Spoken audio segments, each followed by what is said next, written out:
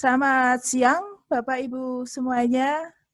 Selamat berjumpa kembali dengan di grup Wiki. Sebelumnya kita menunggu beberapa teman untuk masuk. Bapak Ibu, monggo silahkan memperkenalkan diri lewat chat untuk bisa saling menyapa. Ibu Tia dari Jakarta, kemudian Pak David dari Batam, luar biasa Pak Miki, ini dari Aceh juga ada, dari Jakarta, Batam, ya biasanya dari Papua juga hadir. Sambil menunggu, perkenalkan saya Ratna, saya dari Semarang, saya akan memandu acara pada sore hari ini. Bagi Bapak Ibu yang nanti ingin menanyakan, silahkan lewat chat, nanti akan kami bacakan setelah narasumber menyelesaikan presentasinya. Selamat sore, Ibu. Selamat sore, Pak Joko. Dari Semarang ya, Pak Joko ya? Ya, siap. Oke, Pak. Terima kasih sudah ikut serta dalam acara Wiki, HR Siap. Wiki, grup HR Wiki. Siap. Semoga nanti bisa memahami nih untuk menangani karyawan ini. Oh ya, bagus Pak. Ini karena topiknya masih tergolong seksi menurut Pak Taufik ya Pak Taufik. Karena ini PHK dan COVID, jadinya banyak pengusaha yang bingung ini Pak. Nanti Pak Taufik akan memberikan strategi-strateginya apa saja sih PHK tanpa konflik gitu ya. Karena selama ini pokoknya win-win solution gitu ya Pak ya Taufik. Betul. Oke.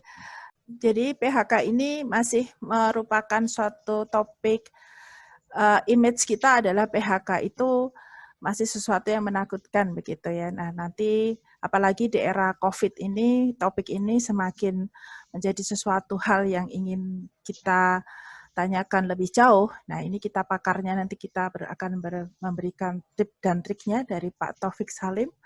Beliau nanti akan memberikan solusinya bagaimana PHK itu membuat semuanya bahagia gitu ya Pak Taufik Salim ya. Semua bahagia begitu. Jadi semuanya ada jalan keluar yang cukup menyenangkan. Jadi Bapak Ibu monggo silahkan kalau memang ada yang perlu dipertanyakan bisa mulai chatting sekarang. Saya akan mencatatnya dan nanti setelah narasumber memberikan presentasinya nanti akan saya bacakan beberapa pertanyaan yang masuk dalam chatting. Oke, selamat sore Pak Wawang Arianda, ini dari Semarang. Selamat sore, terima kasih sudah hadir. Salam kenal dari Ria, dari Pati, Ibu Ria dari Pati. Kemudian Ibu Siti Nur Hasanah dari Balikpapan, selamat sore. Kemudian Ibu Mustika Ningrum Hidayati dari Fakultas Ekonomi Untak Semarang. Kemudian dari Robi, dari Kerawang, terima kasih. Kemudian dari Sofia, dari Jambi, luar biasa. Eki, Pak Eki dari Jakarta. Selamat sore Pak Eki. Salam kenal dari Bapak atau Ibu ini dari Soleha dari Jakarta. Salam kenal dari Ibu Umi Tangerang. Selamat sore, selamat Hari Raya Idul Adha bagi yang merayakan dari Bapak Sofia Amin. Pak Ribut, selamat sore dari Semarang. Kemudian Ibu Nindita dari Jogja.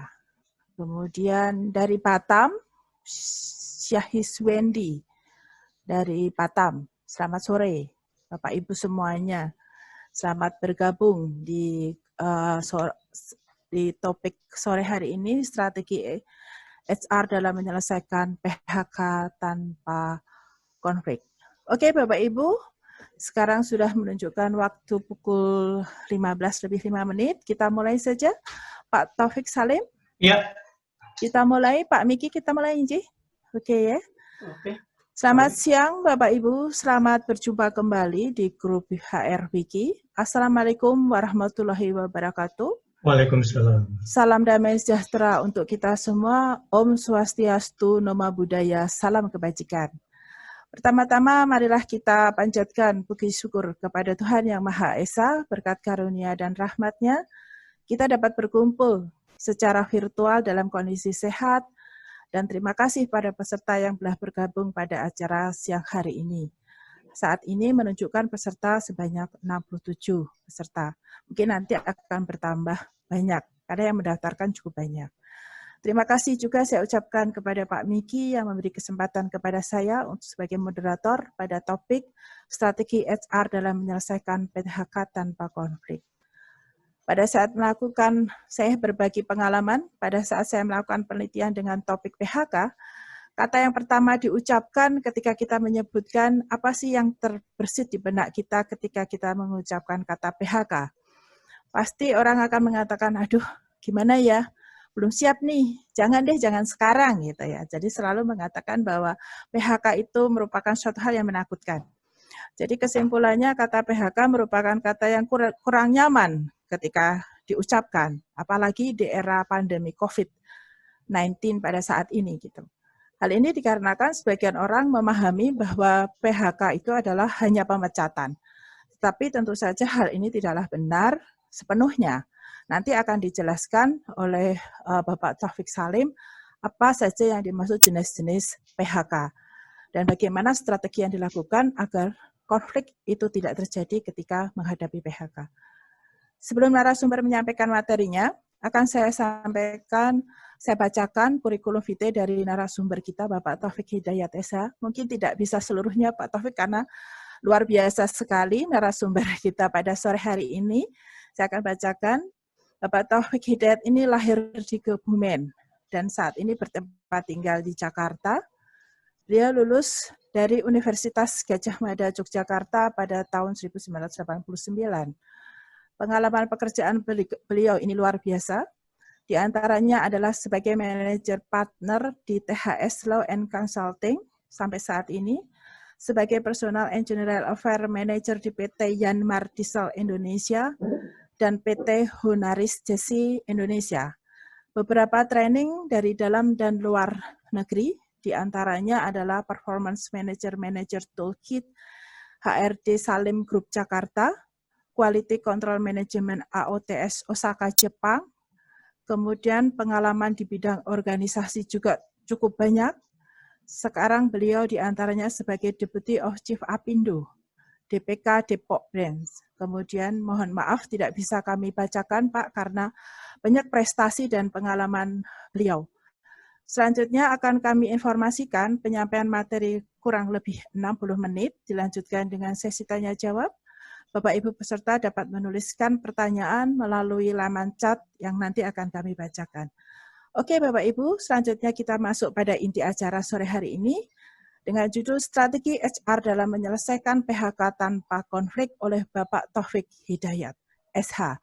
Waktu sepenuhnya kami serahkan kepada Pak Taufik Salim. Silahkan Pak Taufik. Ya, makasih Bu Ratna sebagai moderator sudah mengenalkan saya secara sepintas dan mudah-mudahan Bapak Ibu peserta ini dari seluruh Indonesia kalau tidak salah. Ya. Ada dari Aceh dan mungkin juga dari Indonesia bagian timur. Kali ini saya diminta Pak Miki untuk menyampaikan strategi HR dalam PHK tanpa konflik. Ya. Sebenarnya PHK itu awalnya pasti ada konflik, tetapi yang kita maksud adalah meminimalisir konflik. Artinya tidak timbul gejolak dalam hal pada saat pemutusan PHK maupun gejolak ikutannya. Pertama saya ingatkan bahwa sesuai dengan peraturan Undang-Undang Nomor 13 tahun 2003, PHK itu merupakan jalan akhir atau manakala penyelesaian untuk melakukan hubungan kerja sudah tidak bisa ada jalan lain lagi untuk meneruskan. Dan dalam hal akan melakukan PHK, yang perlu diingat adalah ada 3 jangan yang harus kita lakukan. 3 jangan yang maksudnya yang kita tidak boleh lakukan. Pertama, dalam melakukan PHK kita jangan pernah berpikir lose and win. Jadi di awal kita harus tahu win-win solution. Contoh, misalnya katakanlah kita menganggap bahwa PHK harus tanpa pesangon, padahal menurut aturan harus dengan pesangon, itu nggak bisa. Jadi harus berpikirnya win-win solution. Yang kedua, pada saat kita memanajemen atau mengelola HR, itu jangan memasukkan PHK sebagai goal. Kadang kita mendapatkan titipan, katakanlah dari bos kita atau atasan kita, tolong nanti PHK ini, itu nggak bisa. Gitu ya. Jadi jangan berpikir PHK itu sebagai goal. Yang ketiga adalah jangan menjadi single fighter. Jadi dalam proses PHK, pada saat Anda melakukan apakah itu surat peringatan, kemudian proses PHK itu sendiri, jangan pernah melakukan itu sendirian. Jadi harus melibatkan atasan. Nah, kita masuk materi. Pada waktu itu Pak Miki menyampaikan ke saya untuk mendefinisikan PHK aman, yang kemudian sekarang dirubah menjadi atau direvisi menjadi PHK tanpa konflik. Seperti tadi saya sudah sampaikan bahwa sebagai manajer HR atau katakanlah pengelola sumber daya manusia, di dalam kepala kita harus ingat bahwa sebisa mungkin hindari PHK, dan itu juga merupakan amanah undang-undang. Nah, bagaimana dari awal kita sudah berpikir untuk menghindari PHK? Tentunya ada dua hal yang kita bisa lakukan. Melakukan sistem rekrutmen yang baik dan pembinaan hubungan industrial yang baik. Nah, yang disebut PHK aman atau minimal konflik diantaranya adalah satu, kita lihat dari risiko finansial. Artinya, risiko finansial itu aman manakala tidak lebih dari norma atau aturan yang ada. Mungkin Anda mengatakan, lah bagaimana mungkin lebih dari norma aturan yang ada bisa?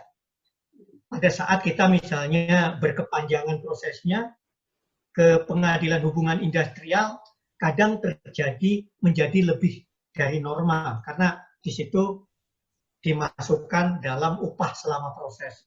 Jadi selain kita harus membayar sesuai dengan norma aturan, misalnya katakanlah pesangon 2 kali PMTK dan uang penghargaan masa kerja, oleh pengadilan kadang ditambah selama masa proses, upah proses. Yang kedua adalah PHK itu tanpa konflik, dalam artian konflik yang berkepanjangan ataupun gejolak ikutannya. Kadang kita dalam melakukan PHK, karena kita kurang hati-hati atau kurang cermat, selain masalah kita konflik dengan pekerja yang bersangkutan, kadang ada ikutannya. Karena kita dianggap melakukan hal yang tidak fair. Apakah gejolak pada serikat pekerja ataupun rekan-rekan dari pekerja itu sendiri, mereka merasa perlu melakukan pembelaan karena dianggap tidak fair. Yang kedua adalah bisa selesai dalam waktu yang relatif singkat. Nah, bagaimana kita agar bisa menyelesaikan waktu yang relatif singkat? Satu, maksimalkan di proses bipartit. Jadi pengalaman saya, baik sebagai manajer HR maupun sebagai lawyer, saya selalu mengingatkan kepada klien atau kepada manajemen pada saat saya menjadi HR adalah maksimalkan di proses bipartit. Kalau bisa, selesai di bipartit. Karena di situ pada saat masing-masing pihak bisa menyampaikan secara musyawarah atau secara kita bisa memaksimalkan proses win-win solution. Jadi, maksimalkan di proses bipartit. Yang kedua, seandainya pada saat bipartit memerlukan waktu yang cukup lama, kita harus menyiapkan compliance. Artinya, hal-hal yang kita harus siapkan kalau kita memasuki proses selanjutnya atau proses mediasi. Jadi, bukti-bukti, kemudian catatan-catatan, apapun yang mendukung keputusan kita dalam proses PHK, kita harus siapkan dengan baik. Yang selanjutnya adalah, seperti tadi saya sampaikan, pembinaan PHI. Bagaimana melakukan pembinaan hubungan industrial yang baik? Pertama, maksimalkan komunikasi dengan pekerja Atau bila sudah ada serikat pekerja, manfaatkan komunikasi dengan serikat pekerja juga. Kita harus berhubungan baik dengan mereka. Kemudian yang kedua adalah terlibat aktif dalam kegiatan karyawan. Apakah itu kegiatan olahraga, team building, atau gathering. Jadi sebagai HR, kita jangan pernah berjarak dengan mereka. Kita harus aktif dalam kegiatan karyawan. Kadang kita karena mungkin menjaga image, capim atau apa, kadang kita kurang aktif terlibat dalam kegiatan karyawan. Ini keliru. Kemudian kalau perlu kita bentuk unit kegiatan karyawan. Apakah itu SSC? Maksud saya SSC adalah social club, ya. Sport social club, kemudian koperasi, atau pun unit kegiatan ibadah. Di situ kita bisa memahami lebih banyak apa yang terjadi dan apa yang dirasakan oleh karyawan. Nah, kemudian kita masuk ke apa yang dimaksud dengan jenis-jenis PHK. Pertama adalah pekerja mengundurkan diri. Kedua, jangka waktu kontrak kerja telah berakhir. Ketiga, pekerja memasuki pensiun. Dan keempat, keadaan atau kejadian tertentu yang diatur dalam perjanjian kerja, peraturan perusahaan, perjanjian kerja bersama yang dapat menyebabkan berakhir hubungan kerja. Apakah itu berupa kesalahan pekerja, perusahaan kolaps, penggabungan, atau kesalahan pengusaha atau kesalahan pekerja. Itu ada di undang-undang, ya. Nah, kita juga perlu mengingatkan tentang pekerja mengundurkan diri. Dalam hal pekerja mengundurkan diri, kita harus fix ya, bahwa itu memang 100% kemauan pekerja. Karena ada dalam praktek kadang pengusaha atau manajemen berusaha menekan pekerja sehingga pekerja mengundurkan diri terpaksa. Ini suatu trik yang bisa saja dilakukan, tetapi bisa menimbulkan potensi masalah di kemudian hari. Karena kalau suatu saat bekerja apakah karena konsultasi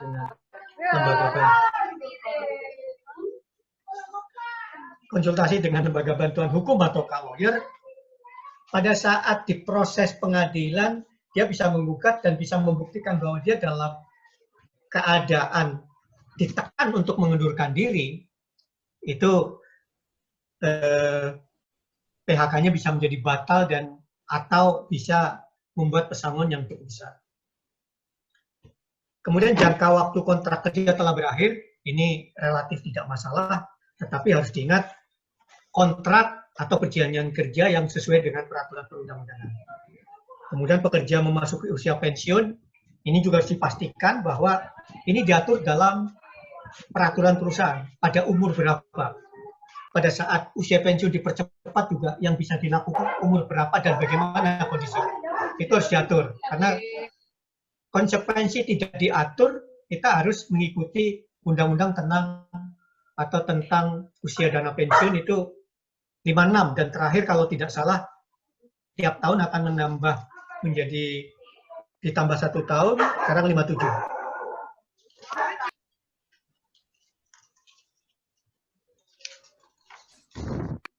Kemudian kita bicara soal proses PHK. Jadi pertama kita bahas tentang pra-PHK, artinya persiapan-persiapan apa pada saat kita akan melakukan PHK. Pertama, kita harus melakukan optimalisasi database karyawan. Jadi saya kira semua yang dipraktek di HR Manager punya database karyawan, itu harus dimaksimalkan seoptimal mungkin. Jadi pertama adalah data-data karyawan itu harus memuat sesuatu data yang benar. Artinya nama yang benar sesuai KTP, kemudian alamat yang update, status karyawan, dan sebagainya. Kenapa? Ini satu contoh pada saat misalnya kita melakukan PHK pada saat data di perusahaan kita berbeda dengan KTP misalnya, di pengadilan itu bisa bisa dibantah loh, bahwa yang di PHK bukan nama yang bersangkutan karena namanya tidak sesuai KTP dan segala macamnya, termasuk alamat yang benar. Jadi pastikan data karyawan itu memuat data yang lengkap dan benar. Kemudian yang kedua, bahwa data karyawan atau sistem pencatatan data kita itu harus lengkap, termasuk mencatat semua kondite karyawan yang bersangkutan. Kapan dia melakukan pelanggaran, pelanggarannya seperti apa, kapan dia ditegur, kapan diberikan surat peringatan. Itu harus termuat di dalam data karyawan tadi. Jadi pada saat kita akan melakukan proses PHK, kita bisa membuat narasi atau uraian yang bagus, yang baik, dan dilengkapi dengan data-data tadi. Sebab dalam praktek banyak, ada proses pengadilan misalnya, atau bahkan pada saat mediasi pun, di depan pegawai mediasi ataupun di pengadilan, tidak bisa menyampaikan datanya dengan baik. Misalnya katakanlah kita menyampaikan bahwa karyawan ini brengsek, karyawan ini tidak disiplin, tetapi kita tidak punya catatan dan tidak punya bukti kapan dilakukan teguran dan segala macam, sehingga kedudukan di pengadilan atau di mediasi pengusaha menjadi lemah. Kemudian susun peraturan perusahaan atau perjanjian kerja bersama yang memadai. Ya, jadi di dalam peraturan perusahaan atau perjanjian kerjasama harus lengkap mengatur hak dan kewajiban perusahaan secara lengkap. Kemudian juga mengatur jenis pelanggaran apa dan sanksinya apa. Kalau perlu dibuat tabel dan dimasukkan menjadi lampiran di peraturan perusahaan atau PKB. Kemudian juga harus dibuat SOP atau standar operasional prosedur, baik berupa alur tindakan, kebijakan, dan sebagainya secara lengkap. Sehingga kalau kita mengatakan bahwa karyawan ini tidak disiplin, sering tidak masuk, kita punya standarnya. Tidak masuk berapa hari dia bisa ditegur, tidak masuk berapa hari kita berikan surat peringatan. Itu ada dasarnya di peraturan perusahaan ataupun PKB. Dan dibuat SOP-nya. Siapa yang melakukan teguran, siapa yang melakukan atau memberikan surat peringatan dan sebagainya. Kemudian yang tidak kalah penting juga harus dibuat standarisasi surat dan form. Saya sering menemukan di klien atau apa, yang namanya surat peringatan ya seperti surat biasa. Dengan ini kami memberi peringatan kepada saudara ini karena melakukan kesalahan A, B. Itu tidak salah, tetapi menjadi tidak lengkap. Karena namanya surat peringatan itu sebaiknya berupa form, sehingga pertama harus termuat nama karyawan secara lengkap, bagiannya gimana, kesalahannya apa, dan melanggar peraturan atau pasal peraturan perusahaan atau PKB, apa yang dilanggar. Kemudian siapa yang tanda tangan. Seperti tadi saya sampaikan di awal bahwa jangan menjadi single fighter, pada saat memberikan surat teguran, peringatan, dan segala macam, jangan tanda tangan sendiri. Jadi harus melibatkan atasan. Bahkan kalau perlu buat standar operasional prosedur, kecuali untuk SP3 atau minimal surat peringatan, itu masih ditandatangani oleh atasan. Nah, dalam form surat peringatan, sampai terakhir juga harus ditandatangani oleh atasan dan HRD, jangan HRD saja.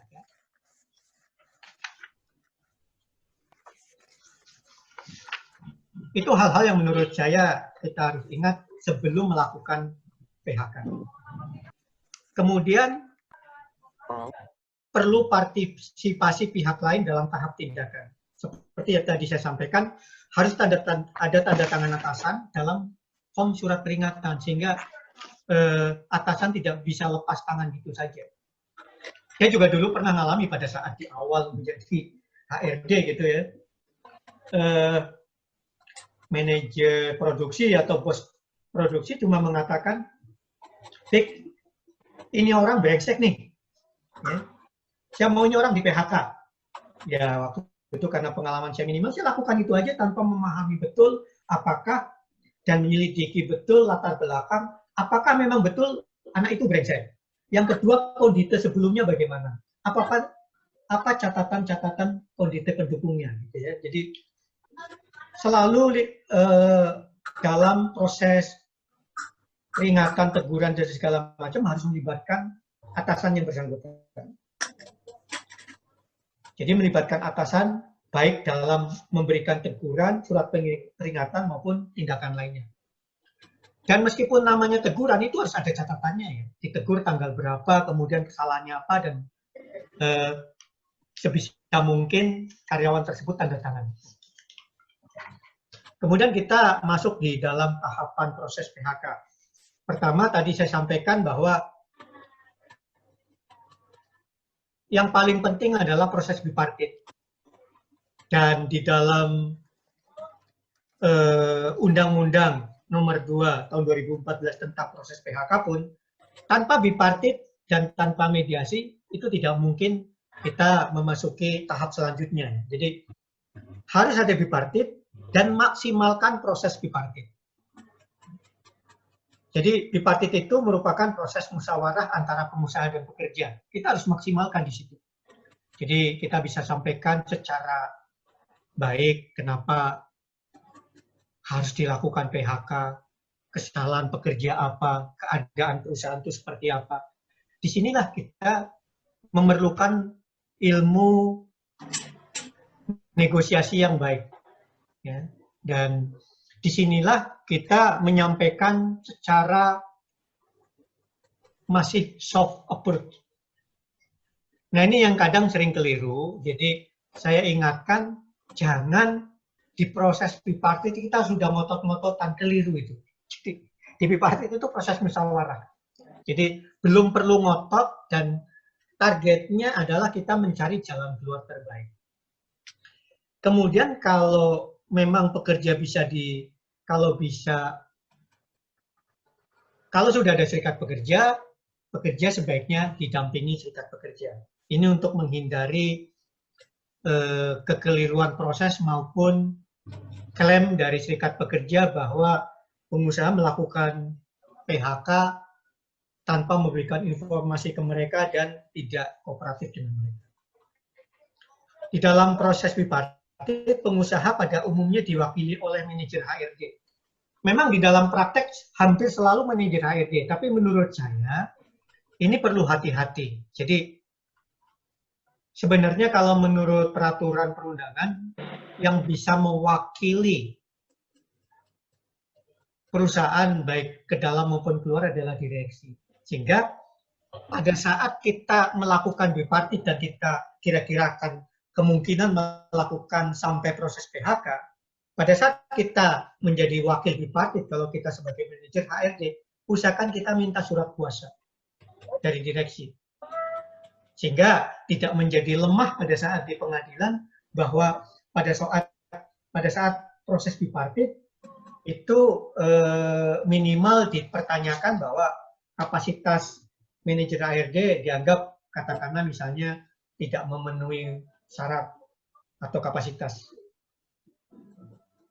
Nah, kalau di dalam proses bipartit kita bisa maksimalkan dan bisa menjadi jalan keluar yang baik, maka hasilnya adalah kita membuat kesepakatan bersama. Ya. Kesepakatan bersama pun kita harus standar ya, artinya di situ memuat para pihak, kemudian poin-poin kesepakatannya apa saja, kemudian saksinya siapa, kemudian ditandatangani oleh siapa saja. Jadi kesepakatan bersama pun harus dibuat secara baik dan lengkap. Kemudian pada saat bipartit tidak tercapai kesepakatan, langkah selanjutnya adalah tripartit atau mediasi. Di sini adalah masih tahap perundingan sebenarnya antara pengusaha dan pekerja, tetapi sudah ada pihak ketiga yaitu pegawai perantara Disnaker.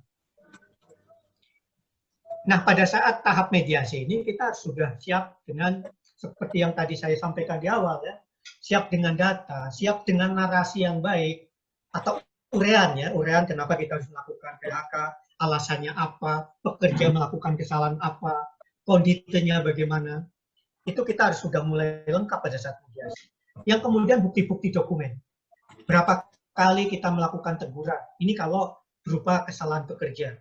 Kalau misalnya katakanlah seperti tadi yang sempat disinggung di awal oleh Bu Ratna, kalau misalnya masalah COVID yang menimbulkan kerugian, kita juga harus siapkan dengan data pembukuan secara lengkap yang menggambarkan bahwa memang perusahaan rugi. Jadi pada saat mediasi kita harus sudah menyampaikan data secara lengkap.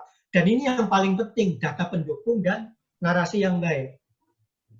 Sebab saya sering ketemu, baik saya kalau mewakili pekerja terutama, sering ketemu dengan pihak perwakilan pengusaha yang tanpa didukung data yang lengkap, tapi hanya ngotot.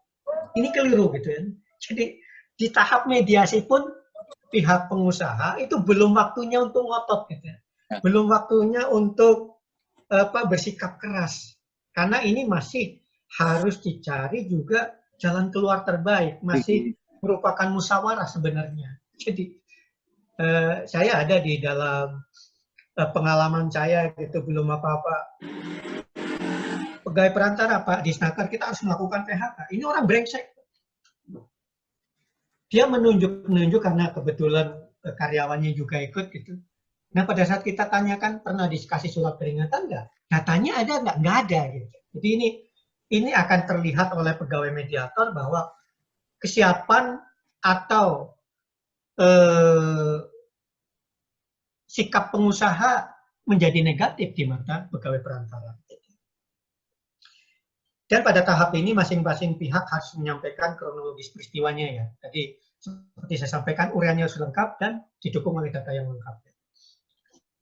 Nah kemudian kalau kita sepakat di mediasi atau selesai di mediasi, maka akan dibuat kesepakatan bersama, dan bila tidak sepakat maka pegawai Dipnaker akan mengeluarkan anjuran.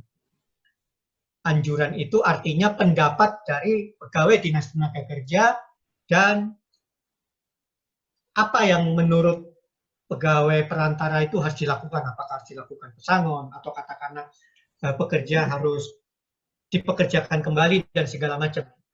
Anjuran ini belum mengikat secara hukum, tetapi pihak yang menerima harus menyampaikan secara tertulis atau memberitahu pegawai Dinas Tenaga Kerja bahwa dia menerima. Ataupun kalau tidak menerima, dia harus menyatakan bahwa dia tidak menerima. Kalau tidak menerima, otomatis pihak yang tidak menerima itu harus atau meneruskan atau dapat meneruskan ke tahap selanjutnya adalah pengadilan hubungan industrial. Nah, di pengadilan hubungan industrial ini, apa yang tadi saya sampaikan, itu harus worth it atau layak. Jadi narasinya harus bagus, kemudian data pendukungnya harus bagus, kemudian alat bukti apa gitu ya, kita harus siapkan, kemudian kita harus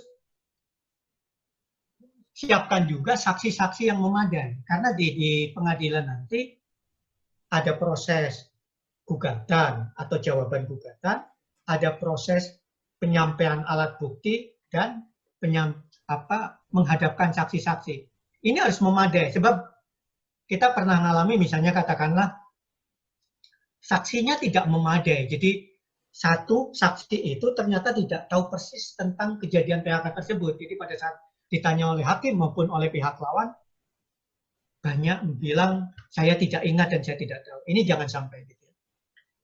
Kemudian pengadilan hubungan industrial itu ada di mana? Adalah di salah satu pengadilan negeri di provinsi.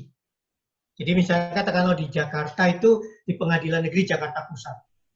Di satu provinsi satu pengadilan negeri yang merupakan pengadilan hubungan industrial.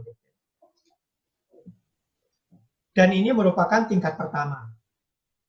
Perbedaan pengadilan hubungan industrial dengan pengadilan umum adalah cuma ada 2 tahap ya.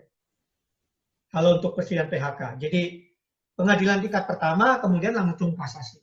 Jadi tidak ada proses banding.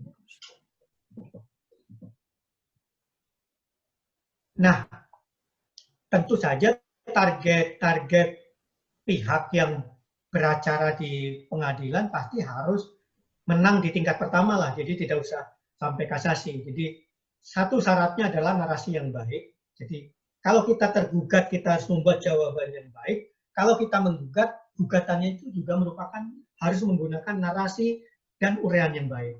Begitu juga dalam membuat replik atau duplik atau kesimpulannya. Jadi, mungkin perlu saya sampaikan secara singkat bahwa kalau kita tergugat, maka kita harus memberikan jawaban. Kemudian dia akan menyampaikan seolah-olah seperti gugatan ulang atau sifatnya ruplik, kita harus duplik ya. Kemudian setelah ada penyampaian bukti, pemanggilan saksi-saksi, masing-masing pihak harus membuat kesimpulan. Ya. Kesimpulan apa yang terjadi di pengadilan dan kita berpendapat apa.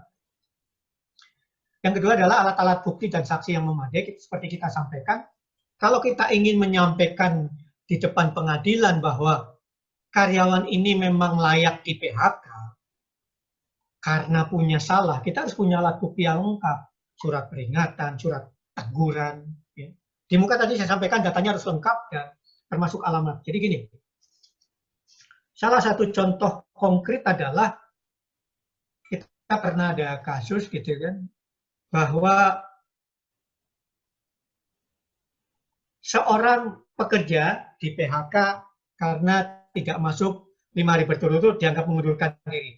Dan salah satu syaratnya kan harus dibuat panggilan. Pada saat di pengadilan, pengusaha tidak bisa membuktikan bahwa pemanggilan dan sampai pada alamat yang benar. Jadi pada waktu itu, pengusaha punya bukti bahwa dia menyampaikan pemanggilan, tetapi ternyata pada alamat yang salah. Karena pekerjaannya kontrak ya, dia udah pindah gitu kan, artinya pekerjaannya kos gitu kan, sudah pindah dan tidak sampai. Oleh hakim tidak dianggap. Jadi terpaksa dipekerjakan kembali karena tidak ada bukti bahwa 5 hari berturut-turut dibuktikan ada panggilan. Jadi syaratnya harus ada panggilan. Jadi seperti tadi saya sampaikan tentang proses-proses pengadilan, kalau salah satu pihak tidak menerima putusan, maka salah satu pihak dapat mengajukan kasasi. Ya. Artinya harus membuat memori kasasi. Ya. Nah mungkin itu hal-hal yang secara garis besar saya sampaikan. Nah mungkin akan berkembang di tanya jawab mungkin. Silakan Bu Ratna. Oke, terima kasih Pak Taufik Hidayat. Sungguh luar biasa tadi, benar-benar harus persiapan dokumennya harus benar-benar rapi gitu ya Pak Taufik, yang tadi saya ingatkan bahwa semuanya itu akan menjadi satu hal pembuktian secara lengkap. Pak Taufik, ini kita akan ada beberapa penanya, mungkin akan saya bacakan Pak Taufik. Iya, silakan. Oke, ini ada 2 penanya yang hampir sama pertanyaannya, tapi sedikit saya kembangkan. Untuk Pak Wawang dari Semarang menanyakan Undang-Undang 13 tahun 2003 belum mengakomodir kondisi pandemi. Karyawan sakit, perusahaan harus membayar. Tapi saat ini sama-sama sakit. Bagaimana HR menyikapi sebagai business partner? Itu dari Pak Wawang. Kemudian ini hampir sama, mungkin bisa digabung nanti jawabannya Pak Taufik. Dari Pak Wahyu Mulyandaru. Beliau mengatakan, sebagian saya baca bahwa perusahaan banyak alasan untuk melakukan PHK dalam kondisi COVID-19 ini. Kemudian tetapi di sini dikatakan bagaimana kalau kondisinya dikatakan force majeure. Biasanya merujuk pada tindakan alam, seperti bencana alam, banjir, gempa bumi, epidemik, kerusuhan, atau perang. Lalu bagaimana pesangon yang diberikan tidak sesuai dengan UU TK, atau bahkan tidak diberikan karena kondisi keuangan yang muncul. Begitu Pak Taufik, ada 2 pertanyaan dari Pak Wawang dan dari Pak Wahyu Mulyandaru. Ya, baik untuk Pak Wawan dan Pak Wahyu.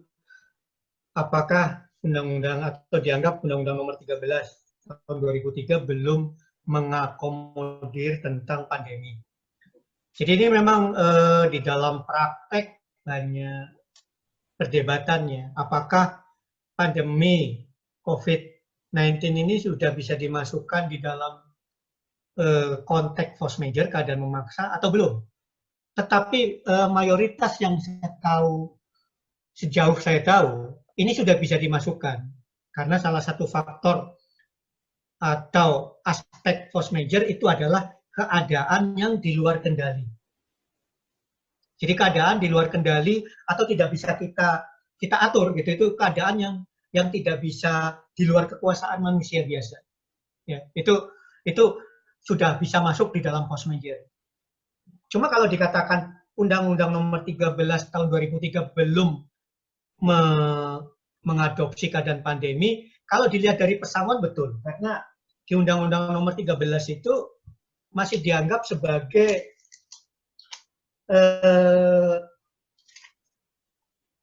karena pengusaha dapat melakukan pemutusan hubungan kerja bukan karena mengalami kerugian. Atau, sebentar saya baca ya. Jadi gini, pasal 164 Undang-Undang Nomor 13 ayat 3, pengusaha dapat melakukan pemutusan hubungan kerja terhadap pekerja buruh karena perusahaan tutup bukan karena mengalami kerugian atau bukan karena keadaan force majeure, tetapi perusahaan melakukan efisiensi, maka harus 2 kali pesangon dan 1 kali masa uang penghargaan masa kerja. Bagaimana kalau pandemi? Kalau seperti tadi saya katakan pandemi itu kita anggap sebagai force majeure, tentu saja itu harus memakai penjelasan yang baik dan kita harus yakinkan ke pegawai perantara pada saat mediasi, itu kita tetap harus memberikan 1 kali pesangon dan 1 kali uang penghargaan masa kerja. Ini mungkin masih cukup memberatkan. Jadi kalau katakanlah belum mengadopsi pandemi, dalam artian pesangonnya masih berat dari sisi pengusaha bisa dibenarkan. Tetapi sesungguhnya walaupun tidak eksplisit, itu kita bisa masukkan di force majeure. Sehingga bisa menggunakan pasal 164 tadi Undang-Undang Nomor 13 tahun 2003. Sementara begitu Bu Ratna jawaban saya. Oke, terima kasih.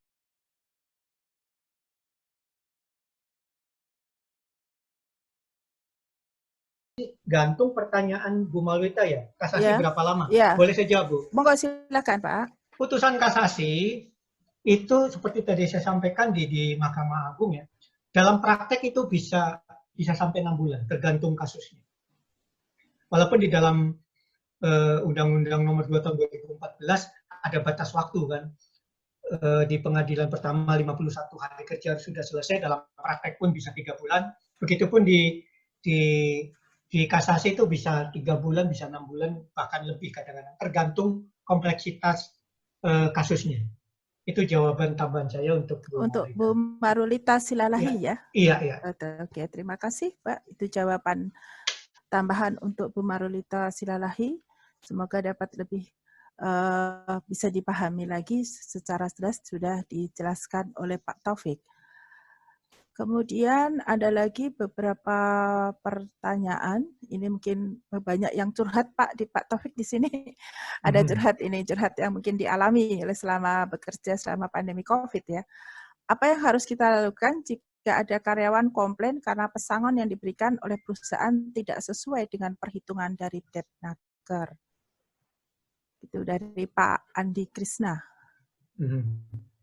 Karena mungkin memang banyak perusahaan-perusahaan yang memang tidak mampu memberikan sesuai dengan peraturan perundang-undangan, Pak. Iya, jadi sebenarnya memang betul kalimat Bu Ratna. Jadi mungkin yang dimaksud tadi. Saat perusahaan mem-PHK karyawan karena kelalaiannya mengakibatkan kerusakan atau unit inventaris perusahaan, apakah wajib diberikan pesangon? Kemudian, apakah perusahaan bisa minta ganti kerugian kepada karyawan? Ya, pertama mungkin saya mengingatkan kembali seperti yang tadi saya sampaikan di awal, kalau kita klaim kesalahan pekerja, bukti dokumennya harus lengkap. Jadi bukti-bukti ada kerusakan, itu biasanya ada berita acaranya, ada fotonya, ada tanda tangan atasannya. Nah, kemudian juga termasuk di peraturan perusahaan bisa dimuat. Kalau karyawan melakukan perusakan aset perusahaan atau barang perusahaan karena kelalaiannya, maka bisa di PHK. Sanksinya adalah PHK. Dibuat kolom secara lengkap. Ya. Kemudian telah didokumentasi bisa dilakukan. Jadi